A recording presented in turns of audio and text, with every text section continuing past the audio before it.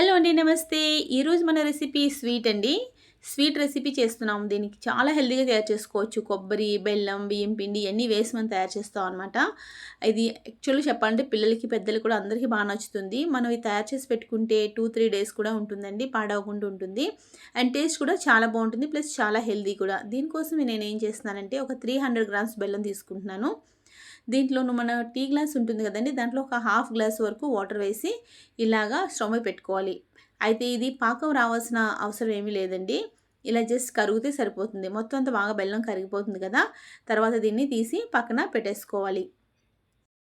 ఇందులోకి 1 కప్పు గోధుమ పిండి, అలాగే 1 కప్పు బియ్యం పిండి అండి ఇది. అలాగే దీంట్లోకి నేను ఒక ముప్పావు కప్పు వరకు రవ్వ వేశానండి. ఉప్మా రవ్వ ఉప్మా చేసుకుంటాం కదా! గోధుమ రవ్వ అది వేశాను.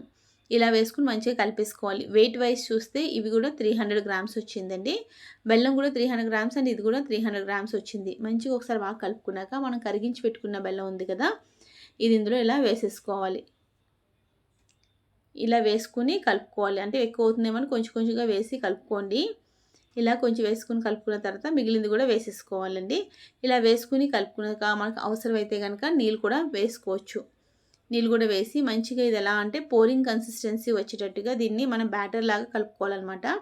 చక్కగా కలిపేసుకోవాలి. కొంచెం అవసరమైతే వాటర్ వేసుకోండి. ఇలా గట్టిగా ఉంది కదా! ఇప్పుడు ఇందులో కొంచెం నీళ్ళు వేస్తున్నాను. వేసి మంచిగా ఇలాగా పోరింగ్ కన్సిస్టెన్సీ వచ్చేటట్టుగా ఇలా కలిపేసుకోవాలి. చూసారు కదా! ఇలా ఇందులో మనం రవ్వ వేసాం కనుక మూత పెట్టి ఒక 15 మినిట్స్ పక్కన పెట్టుకోవాలండి. ఇలా 15 మినిట్స్ అయిపోయింది. చూసారు కదా! బ్యాటర్ ఇలా ఉంది. ఇప్పుడు ఇందులోకి కొంచెం సోడా అండి, అలాగే కొంచెం ఇలాచీ పౌడరు, కొంచెం సాల్ట్ కూడా వేస్తాను. ఒక పించ్ సాల్ట్ వేస్తున్నాను. ఒక చిటికెడు సాల్ట్ వేస్తే బ్యాలెన్స్ అవుతుందనమాట. అలాగే దీంట్లోను ఫ్రెష్ కొబ్బరైనా పర్లేదు, ఎండు కొబ్బరైనా పర్లేదు. అది కూడా 1 కప్పు వరకు వేసుకోవాలి. ఇలా వేసుకుని మంచిగా ఒకసారి కలిపేసుకోవాలి. మనం దీన్ని డీప్ ఫ్రై ఏం చేయవసరం లేదండి. చక్కగా ఇలా పాన్ మీద ఇలా వేసేసుకోవడమే. చూడండి, ఒక గరిటె వరకు వేసుకుని మీరు నెయ్యి కానీ నూనె కానీ వేసుకుంటే టేస్ట్ బాగుంటుంది. నెయ్యి అయితే చాలా బాగుంటుందండి టేస్ట్. నూనెైనా పర్వాలేదు. నేనైతే గానుగ నూనె వేస్తున్నాను, అంటే నువ్వుల నూనె వేసి చుట్టూ ఇలా మూత పెట్టుకున్నారనుకోండి 2-3 మినిట్స్లోనే మంచిగా ఇది చక్కగా కుక్ అయిపోతుంది. చూసారు కదా! ఇలా మంచిగా అయిపోయాక ఇలా టర్న్ చేసేసుకోవడమే. 2-3 మినిట్స్ అవుతే ఇటువైపు 2 మినిట్స్లో అయిపోతుందండి. ఈ 2 సైడ్లో కూడా అయిపోయింది. చూసారు కదా! ఇప్పుడు నేను సర్వ్ చేస్తున్నాను. చాలా బాగుంటాయండి. పిల్లలకి చాలా హెల్తీ కూడా ఇవి. మనం అప్పుడప్పుడు ఇలా హెల్తీ ఫుడ్ కూడా పెడితే వాళ్ళు యాక్చువల్గా మన ట్రెడిషనల్ ఫుడ్ మర్చిపోతున్నారు.